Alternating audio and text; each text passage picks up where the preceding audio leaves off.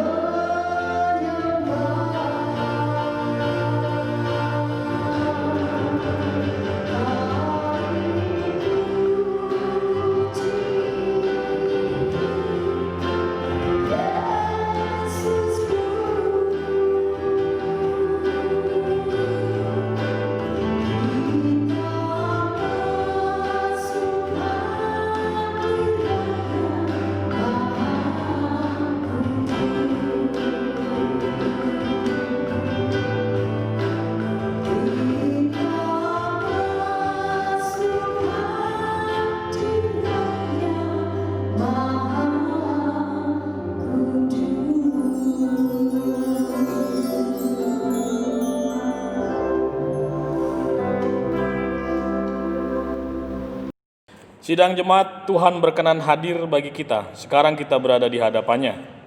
Marilah kita merendahkan diri di hadapannya dan mengaku dengan bersama-sama mengucapkan, pertolonganku datang dari Tuhan yang menjadikan langit dan bumi. Ia tetap setia untuk selama-lamanya. Salam sejahtera dari Allah Bapa, Allah Putra, dan Allah Roh Kudus kepada saudara sekalian.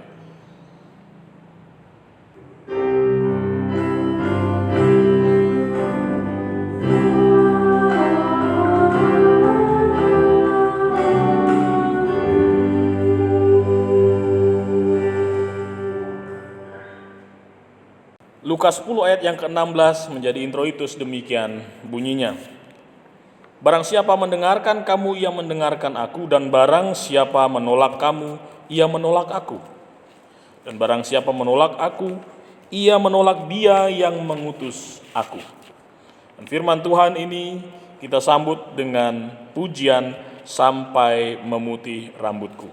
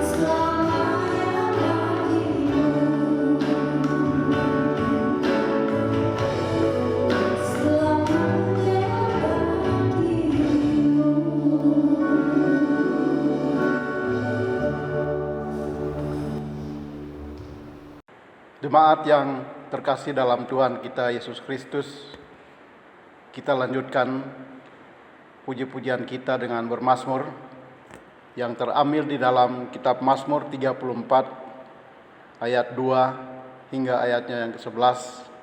Kita baca secara litani. Aku hendak memuji Tuhan pada segala waktu, karena Tuhan jiwaku bermegah. Muliakanlah Tuhan bersama-sama dengan aku. Aku telah mencari Tuhan, lalu Ia menjawab aku. Tunjukkanlah pandangan-Mu kepadanya. Orang yang tertindas ini berseru, dan Tuhan mendengar. Malaikat Tuhan berkemah di sekeliling orang-orang yang takut akan Dia. Kecaplah dan lihatlah betapa baiknya Tuhan. Takutlah akan Tuhan, hai orang-orangnya yang kudus. Singa-singa muda merana kelaparan. Haleluya. Adik-adik di rumah anak-anakku yang dikasihi Tuhan Yesus, ayo maju berdiri di depan orang tua kakek nenek. Bapak akan berdoa mewakili orang tua kakek nenek kalian. Mari dengan sungguh-sungguh, meskipun di rumah masing-masing, adik-adik kita berdoa. Kami memuliakan Tuhan dengan keluarga kecil kami, dan juga dengan anak cucu kami yang hadir dan memberi diri untuk Tuhan juga di pagi yang indah ini. Anak-anak kami yang berdiri di tengah-tengah kami ini adalah buah tangan Tuhan yang Tuhan percayakan bagi kami. Mereka juga biji mata Tuhan yang Tuhan perhatikan dengan sungguh-sungguh. Terlepas dari segala kekurangan, kelemahan kami sebagai orang tua, tatkala sering kali memberikan hal-hal yang buruk, menyajikan hal-hal yang buruk di hadapan mereka. Kami mohonkan Tuhan memberkati mereka, memelihara dalam tumbuh kembang mereka, lebih daripada apa yang mampu kami berikan ya Tuhan. Berkati juga kesehatan anak-anak kami ini Tuhan, dari segala kemungkinan-kemungkinan yang buruk di luar sana saat mereka bergaul, beraktivitas, bermain. Kuasa Tuhan membungkus anak-anak kami dengan sempurna sehingga terhindar dari segala kecelakaan mara bahaya, virus, dan bahkan maut sekalipun. Kami mohonkan juga Tuhan Yesus, berikan hikmat dalam hati mereka, dan firman Tuhan bertumbuh lalu berbuah lewat sikap hidup dan juga perkataan mereka. Kedewasaan mereka seiring juga dengan pertumbuhan iman. Ajarkan kami juga memberikan yang terbaik, pengertian-pengertian yang baik akan firman-Mu Tuhan. Meskipun mereka ada di rumah masing-masing, kami tetap akan menceritakan kasih Tuhan lewat segala kemampuan kami mewariskan iman percaya kami kepada mereka. Bapak, kami juga mohonkan Tuhan untuk Engkau memberkati masa depan anak-anak kami. Rancanglah dengan masa depan Tuhan, rancangan Tuhan saja. Bapak, kami percaya juga bahwa kesudahan dari segala persoalan yang kami hadapi dengan keluarga kami dan isu global ini akan menghadirkan kemuliaan Tuhan. Kami menyerahkan anak-anak kami Tuhan dalam berkat yang Tuhan hadirkan bagi mereka. Saat ini kami mohonkan berkat-Mu turun atas anak-anak kami. Kasih karunia dan damai sejahtera yang berlimpah dari Allah Bapa di dalam Tuhan Yesus Kristus dan Allah Roh Kudus memberkati-Mu saat ini kekal sampai selama-lamanya. Amin. Bapak Ibu, mari kita sekali lagi mengucap syukur dan mengaku dosa kita di hadapan Tuhan. Kita berdoa kembali. Kami datang kembali dalam hadirat Tuhan yang kudus mengucap syukur untuk kebaikan-Mu. Sepanjang hidup kami sampai dengan hari ini kami boleh bersekutu. Karena kemurahan dan campur tangan Tuhan tidak pernah berkesudahan. Kami mensyukuri dengan apa yang kami miliki, bahkan hidup kami persembahkan untuk kemuliaan Tuhan. Dan tidak mungkin mewakili atau mengembalikan kasih Tuhan yang tidak mampu kami bayarkan itu. Kami mengucap syukur bersama dengan keluarga kami, sekaligus juga memohon pengampunan-Mu Tuhan, bahwa rangkaian kehidupan kami diwarnai dengan salah dan dosa. Yang kami lakukan baik itu lewat perkataan, pikiran, dan perbuatan kami Tuhan. Kami tidak layak di hadapan Tuhan, karena itu dengan darah Tuhan yang Kau curahkan di Bukit Golgota ganti dosa dan salah kami mohonkan belas kasihan-Mu. Dan belas kasihan Tuhan itu yang akan mengawali kami untuk berlimpah dengan syukur dalam ibadah ini dan untuk menikmati hadirat dan lawatan Tuhan saja. Kami memberi diri juga untuk merenungkan firman Tuhan. Dan firman yang kami dengarkan itu akan menjadi rema dalam hidup kami, tidak berlalu begitu saja. Karena itu Tuhan, berkatilah kami sepanjang ibadah ini. Dan ketika kami memuliakan Tuhan, kami boleh diberikan juga pengertian-pengertian yang benar. Kami juga boleh menghargai kesempatan waktu ini dengan tidak menyia-nyiakannya. Bapa Surgawi, dari awal sampai dengan pada akhirnya, peribadahan ini boleh terjadi hanya di dalam nama Tuhan Yesus. Dan segala kuasa iblis, kuasa jahat yang ingin mengganggu, mengintimidasi kehidupan persekutuan keluarga kecil kami di rumah kami masing-masing saat ini, kami patahkan kuasanya di dalam nama Tuhan Yesus. Terima kasih Tuhan, kami menyerahkan waktu yang ada dalam pertolongan-Mu, di dalam nama Tuhan Yesus. Amin. Rasa syukur dan pengakuan dosa tadi kita sambut dengan pujian Kidung Jemaat 361 ayat 1 dan 2.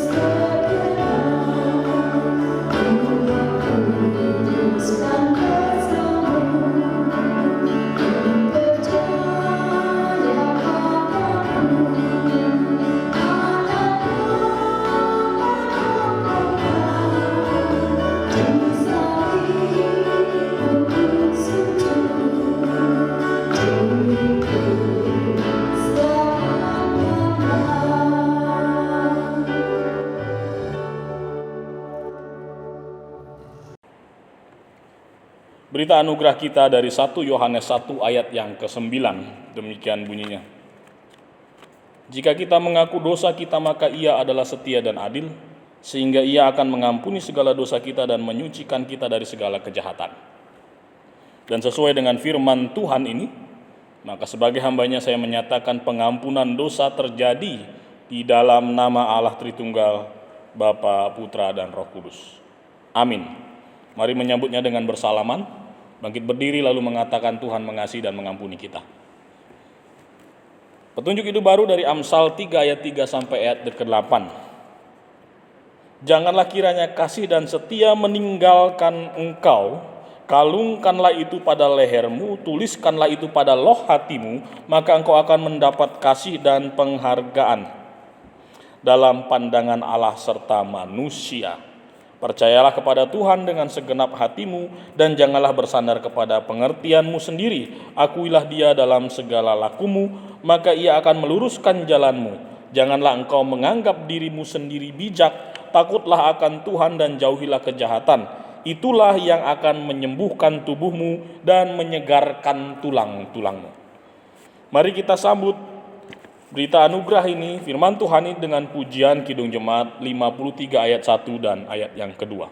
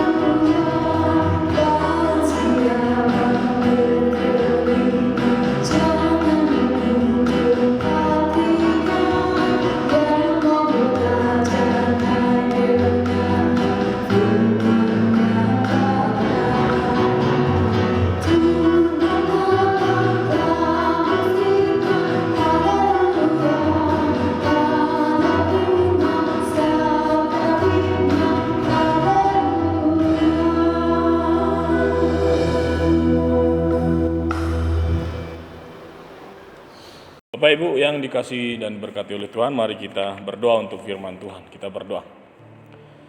Kami merendahkan diri di hadapan-Mu ya Allah, memohon nikmat-Mu turun atas kami, sehingga kami diberikan pengertian yang benar untuk firman Tuhan yang akan kami renungkan bersama, bukan dengan keterbatasan akal pikiran kami, melainkan Kau menguasai kami dengan hikmat-Mu dan Roh-Mu yang kudus menolong kami, sehingga firman Tuhan yang kami dengar, kami renungkan bersama nanti masuk dalam hati kami dan menjadi tolak ukur dalam kami mengambil keputusan dalam hidup kami hari lepas hari.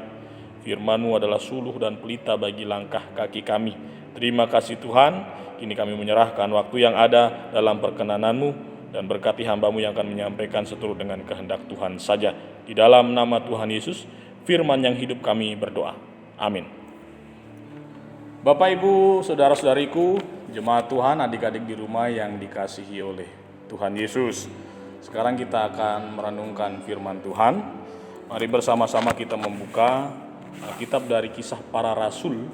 Kisah Para Rasul 4 ayat 32 sampai ayat yang ke-37. Kisah Para Rasul 4 ayat 32 sampai ayat yang ke-37. Demikian bunyinya. Adapun kumpulan orang yang telah percaya itu, mereka sehati dan sejiwa, dan tidak seorang pun yang berkata bahwa sesuatu dari kepunyaannya adalah miliknya sendiri, tetapi segala sesuatu adalah kepunyaan mereka bersama. Dan dengan kuasa yang besar, rasul-rasul memberi kesaksian tentang kebangkitan Tuhan Yesus, dan mereka semua hidup dalam kasih karunia yang melimpah-limpah. Sebab tidak ada seorang pun yang berkekurangan di antara mereka, karena semua orang yang mempunyai tanah atau rumah menjual kepunyaannya itu, dan hasil penjualan itu mereka bawa dan mereka letakkan di depan kaki rasul-rasul, lalu dibagi-bagikan kepada setiap orang sesuai dengan keperluannya. Demikian pula dengan Yusuf, yang oleh rasul-rasul disebut Barnabas, artinya anak penghiburan, seorang Lewi dari Siprus. Ia menjual ladang miliknya, lalu membawa uangnya itu dan meletakkannya di depan kaki rasul-rasul. Demikian pembacaan firman Tuhan. Berbahagialah setiap kita yang mendengarkan, merenungkan, dan yang melakukannya. Haleluya.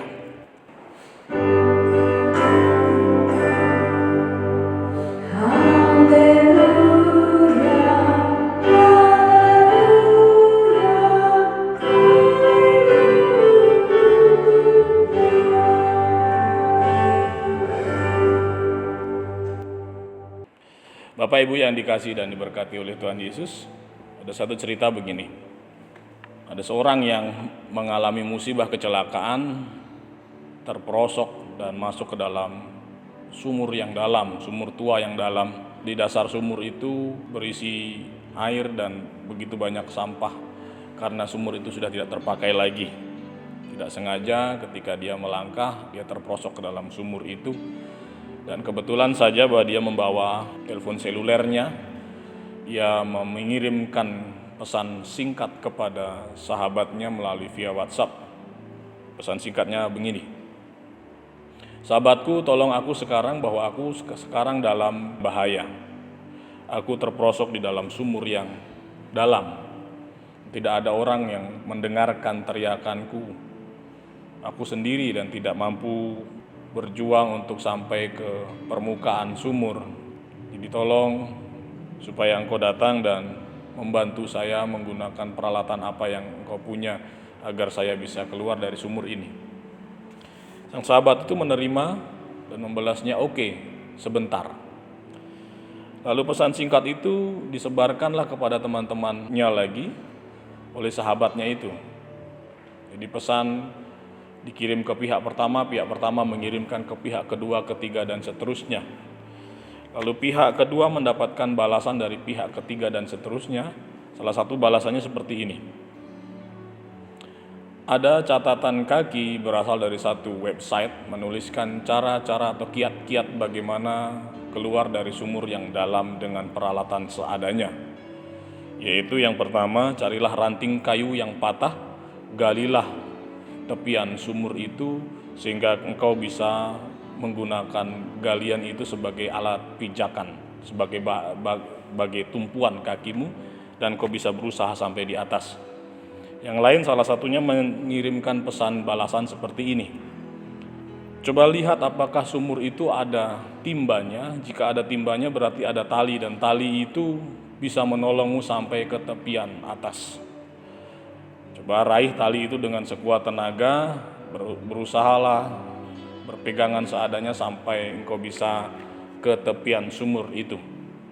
Demikian balasan-balasan banyak dari WhatsApp dan media sosial yang dia sebarkan oleh pihak kedua itu. Bapak Ibu yang dikasihi dan diberkati oleh Tuhan, saat itu orang yang mengirimkan pesan singkat kepada sahabatnya, pihak kedua, ia memutuskan untuk berhenti mengirimkan pesan singkat karena yang dibutuhkan bukanlah saran atau kritik atau kiat-kiat atau semangat, bahkan mungkin doa. Yang dibutuhkan saat itu adalah pertolongan langsung. Nah, hal inilah yang menjadi keprihatinan kita bersama ketika kita dibatasi oleh situasi yang ada, bahwa kita dituntut untuk tetap menjaga jarak, tetap tinggal di rumah dan seterusnya, menjaga social distancing, sehingga membuat seolah-olah apa yang kita lakukan hanyalah semu sebatas kita memberi saran, memberi masukan, memberi semangat di media sosial. Ini menjadi keprihatinan kita bersama di situasi yang kita hadapi saat ini. Dan firman Tuhan saat ini menegur kita bagaimana pola hidup jemaat pada waktu para rasul, yaitu Yohanes dan Petrus. Cerita ini berangkat dari seorang Petrus yang menjadi murid, salah satu murid Yesus yang mendapatkan didikan yang lebih keras mungkin daripada para murid yang lain. Jadi Petrus mendapatkan didikan lebih keras daripada murid-murid yang lain. Bahkan dia dipermalukan dengan ayam berkokok 3 kali. Sampai pada akhirnya pertanyaan Yesus kembali menanyakan, menurutmu siapakah aku? Apakah engkau mau mengikut aku? Dan seterusnya. Jadi kisah itu menggambarkan bagaimana seorang Petrus akhirnya memiliki mentalitas yang kuat di dalam pelayanan. Seorang Petrus memiliki idealisme yang kuat. Sampai pada akhirnya mereka berdua, Petrus dan Yohanes ini diperhadapkan kepada mahkamah agama untuk dituntut pertanggungjawaban atas pengajaran yang ia sampaikan kepada banyak orang saat itu. Petrus dan Yohanes menyampaikan pengajaran yaitu kebenaran bahwa mereka juga menyaksikan bagaimana Yesus disalib, menyaksikan bagaimana Yesus bangkit, dan menyaksikan bagaimana Yesus naik. Terlebih dari itu, ia menyaksikan bagaimana Yesus melayani dengan sungguh-sungguh pada saat mereka bersama-sama di dalam pelayanan. Jadi transfer kehidupan Kristus hampir 75% itu melekat pada pribadi yaitu Petrus dan Yohanes, sehingga ia memiliki idealisme yang kuat, memiliki iman yang teguh, sampai pada akhirnya Yesus mempercayakan jemaatnya kepada Petrus si batu karang.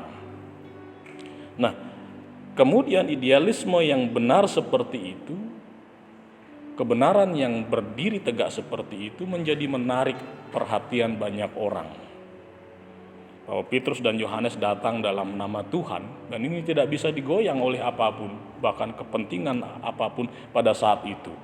Bahkan mungkin kepentingan agama mayoritas yaitu Yahudi saat itu yang terancam akan kehadiran Petrus dan Yohanes yang kemudian membawa begitu banyak massa mereka beralih kepada dua sosok ini untuk mengikut Yesus. Secara de facto mereka masih Yahudi, tetapi dalam iman mereka mengalami pembaharuan yaitu percaya dan mengandalkan Kristus. Percaya kepada Kristus. Bapak Ibu yang dikasihi dan diberkati oleh Tuhan, ini menjadi ancaman bagi komunitas mayoritas pada saat itu yaitu agama Yahudi dan para imam, bahkan petinggi-petinggi pemerintah saat itu. Karena kelompok pengikut Yesus yang dipimpin oleh Rasul Petrus dan Yohanes ini bertambah banyak. Lalu biasalah kalau ada kepercayaan baru atau keyakinan baru, mereka mulai diintimidasi. Jadi jemaat Tuhan mulai mengalami intimidasi yang hebat. Mereka dikucilkan, bahkan mereka mungkin mengalami yang namanya pembatasan sosial. Akses mereka terbatas dan sebagainya. Sehingga dari cerita yang kita boleh renungkan barusan menggambarkan, menceritakan bagaimana kesulitan-kesulitan itu serupa dengan apa yang kita alami saat ini. Bahwa mereka terbatas logistik, iya. Bahwa mereka terbatas akses, iya. Bahwa mereka dibatasi dalam hubungan sosial, bahkan mungkin di dalam pemerintahan atau terlibat dalam keagamaan-keagamaan saat itu, iya. Sehingga mereka harus berkumpul dan memikirkan kehidupan mereka satu dengan yang lain. Bagaimana caranya untuk bertahan hidup.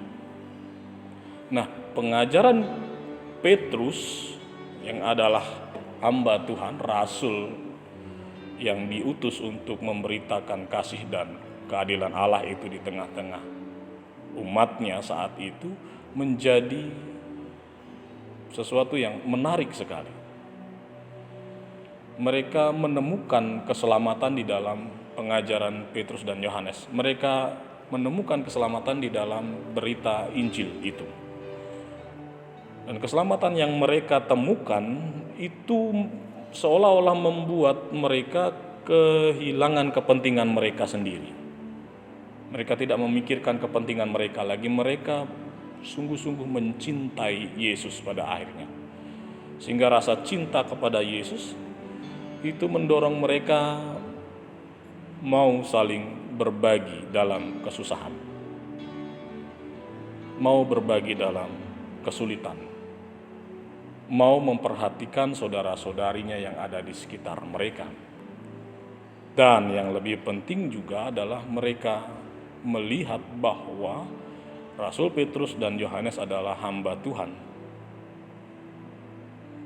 Pimpinan mereka seperti bagaimana umat Yehuda di masa perjanjian lama menghormati Musa dan Harun.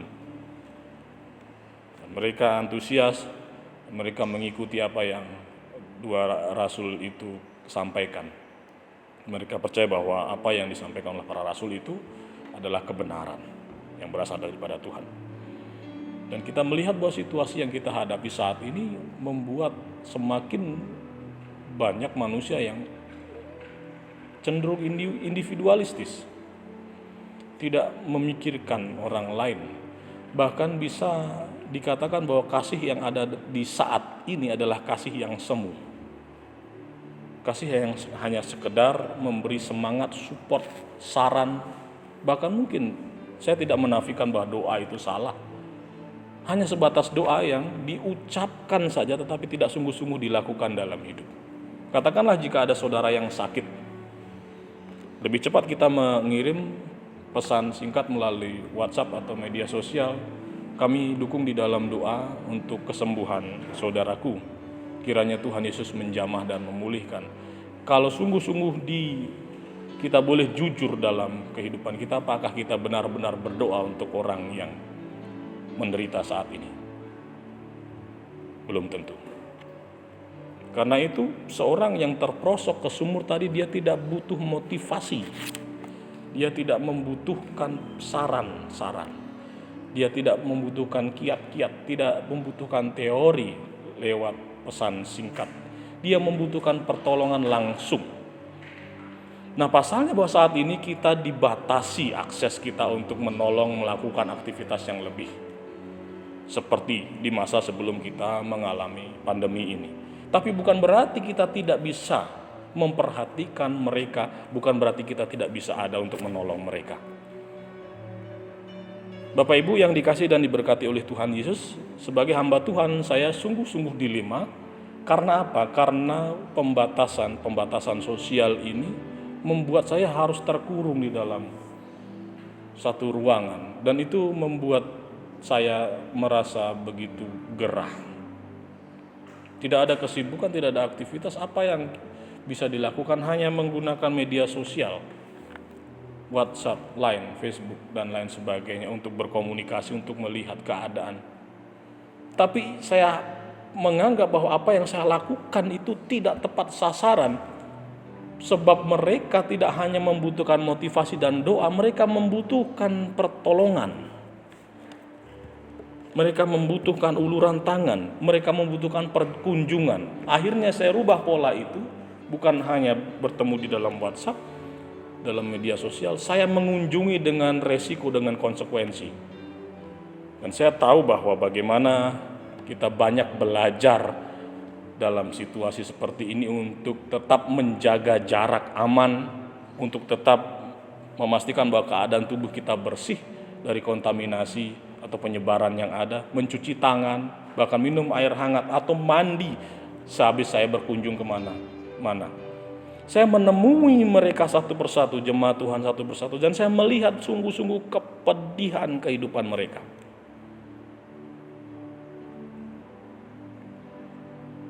Saya melihat bagaimana seorang ibu yang masih dengan daster sobeknya memandikan anak bayinya pada saat kehidupan keluarganya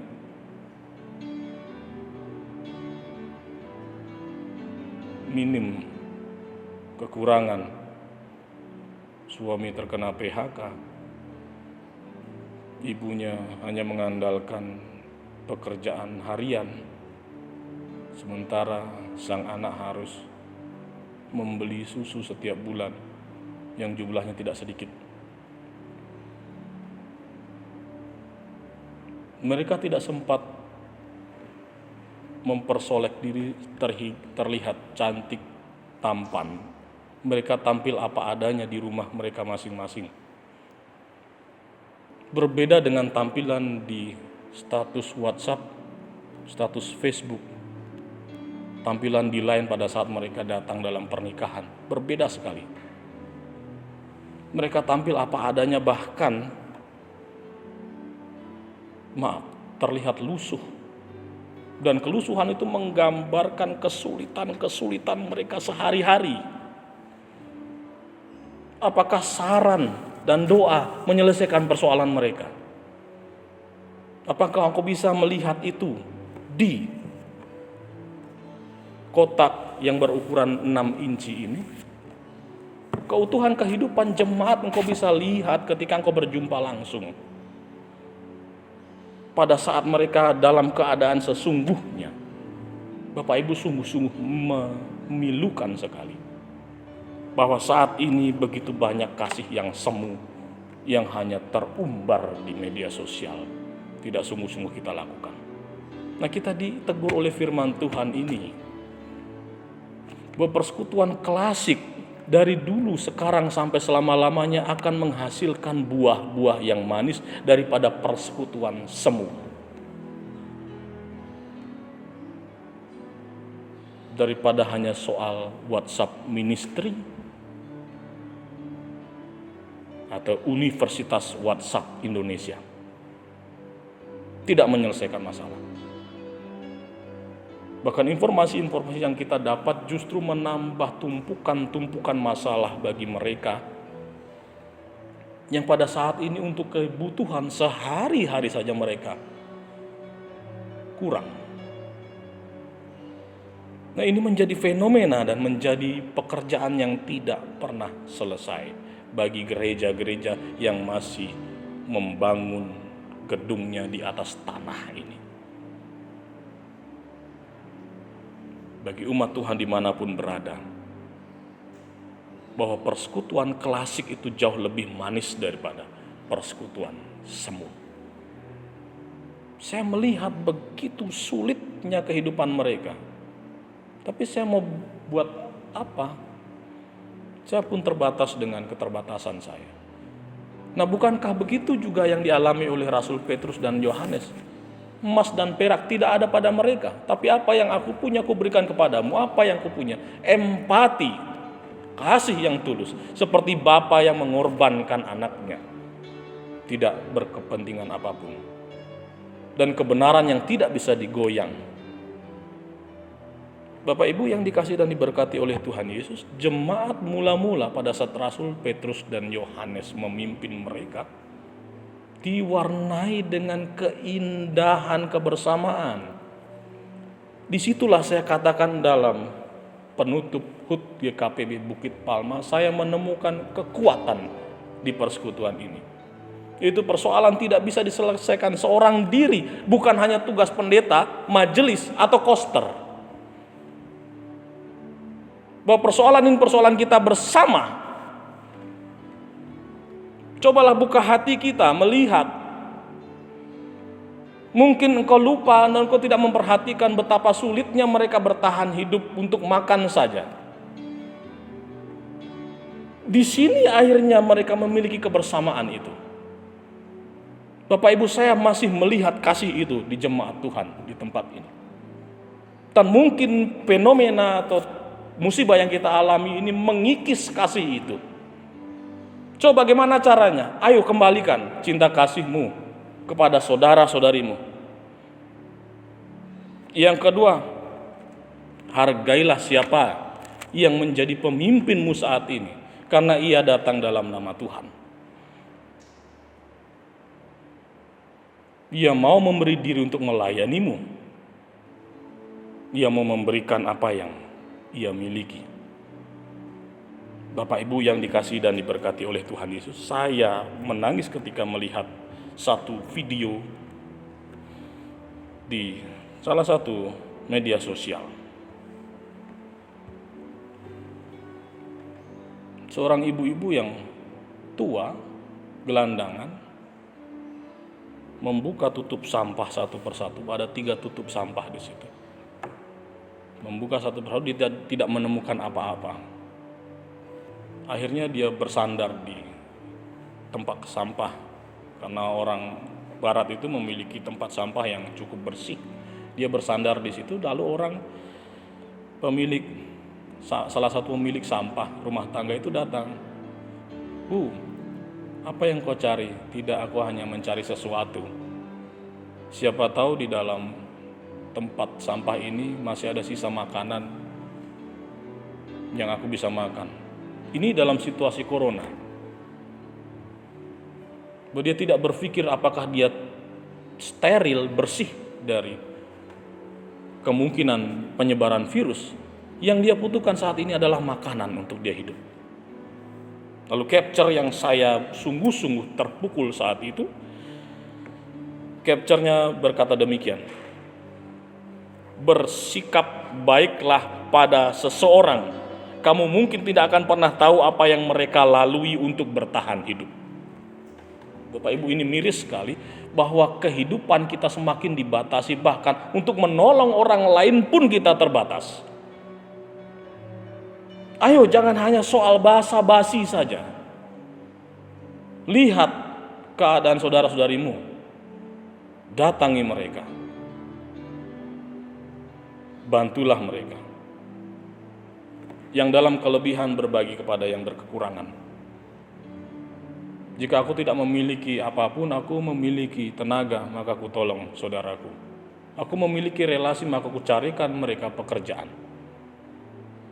Dan jangan semakin menjadi individualis. Kita ditegur oleh firman Tuhan hari ini. Bahwa gereja semakin membatasi diri, bahkan terbatas juga untuk tindakan-tindakan kasihnya. Gereja semakin serupa dengan perusahaan yang profesional yang saya pernah sampaikan di perayaan HUT. Gereja tidak bisa diberlakukan secara profesional. Pendeta sudah digaji, jadi lakukan tugas sesuai dengan kontrak. Tidak, tugas pelayanan ini milik kita semua. Kita melihat bagaimana kehidupan jemaat mula-mula saat itu. Begitu manis dan enak didengar, sehingga jemaat yang tertindas, yang terbatasi gerak sosialnya ini akhirnya memenangkan semua orang, dan begitu banyak orang akhirnya mengikut Kristus. Bahwa di dalam Rasul Paulus, Rasul Petrus dan Rasul Yohanes, ia melihat kebenaran yang sejati. Bahwa di dalam gereja Tuhan ini mereka melihat kasih yang tulus, bukan kasih yang semu. Bapak Ibu, lakukan saja aksimu. Lakukan saja. Miliki empati dalam hatimu. Miliki kepedulian, miliki cinta kasih, karena itu adalah ujung tombak daripada apa yang kita yakini ini untuk kemudian dikenal mereka. Apa yang manis dan enak untuk didengar ini, apa yang menyenangkan ini, mereka juga berolehnya, yaitu keselamatan. Ya, karena orang-orang saat itu melihat Petrus seperti halnya mereka melihat Kristus. Saya rindu bahwa orang melihat kehidupan kita masing-masing seperti mereka melihat penolong satu-satunya. Dan jangan dibatasi oleh media sosial. Telepon, tanya kabar, video call lebih baik.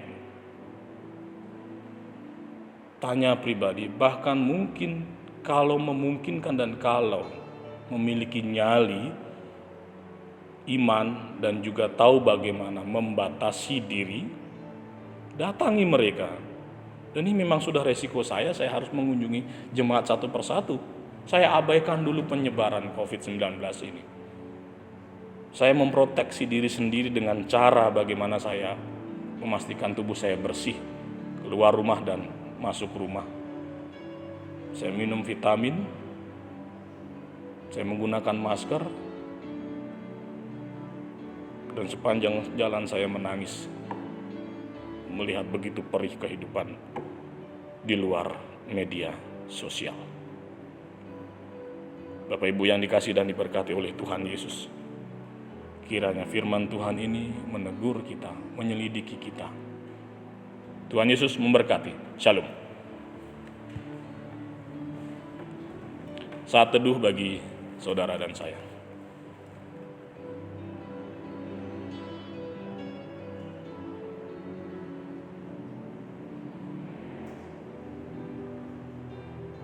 Amin. Bapak, Ibu, saudara-saudariku yang dikasihi Tuhan, kami mengundang untuk bangkit berdiri. Marilah kita bersama-sama selaku orang percaya dari segala masa dan tempat, kita akan bersama-sama mengucapkan pengakuan iman rasuli. Aku percaya kepada Allah, Bapa yang Maha Kuasa, Khalik langit dan bumi, dan kepada Yesus Kristus, Anaknya yang tunggal Tuhan kita, yang dikandung daripada Roh Kudus, lahir dari anak darah Maria, yang menderita di bawah pemerintahan Pontius Pilatus, disalibkan, mati dan dikuburkan, turun ke dalam kerajaan maut. Pada hari yang ketiga bangkit pula dari antara orang mati, naik ke surga, duduk di sebelah kanan Allah, Bapa yang Maha Kuasa, dan akan datang dari sana untuk menghakimi orang yang hidup dan yang mati. Aku percaya kepada Roh Kudus, gereja yang kudus dan am, persekutuan orang kudus, pengampunan dosa, kebangkitan daging, dan hidup yang kekal. Amin. Masih tetap berdiri, kita akan melanjutkan pujian kita dari NKB 126 ayat 1. Tuhan memanggilmu.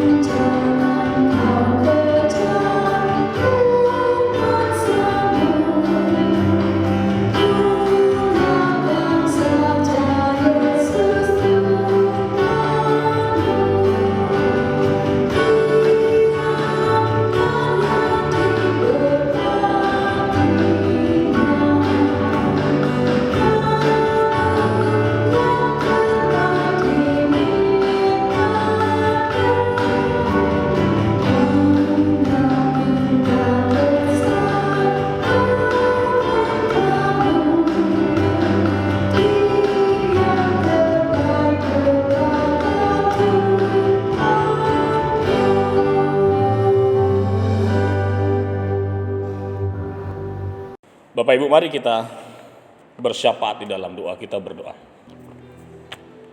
Tuhan, Kau menasihati kami dengan firman-Mu, dan sekiranya firman Tuhan yang kami dengarkan itu menegur dan menggugah kami, menyelidiki kesalahan-kesalahan kami, maka kami memohon pengampunan-Mu, agar kami tetap senantiasa diperbaharui di dalam persekutuan yang benar kepada Tuhan.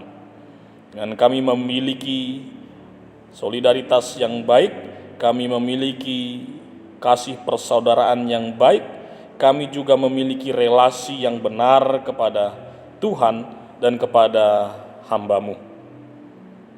Kami akan melanjutkan gereja-Mu yang kudus ini, yaitu gereja yang Tuhan kehendaki ada sampai dengan hari ini.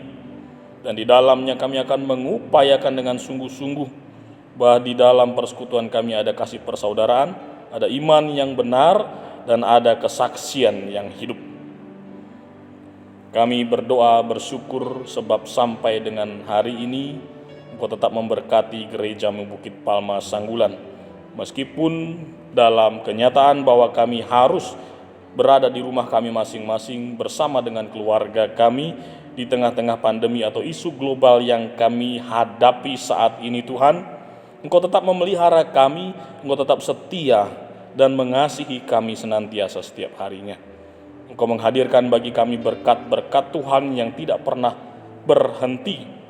Engkau memberikan kami nafas kehidupan, dan Engkau memberikan kami kesehatan, kekuatan, serta Engkau campur tangan dalam segala persoalan masalah yang kami hadapi.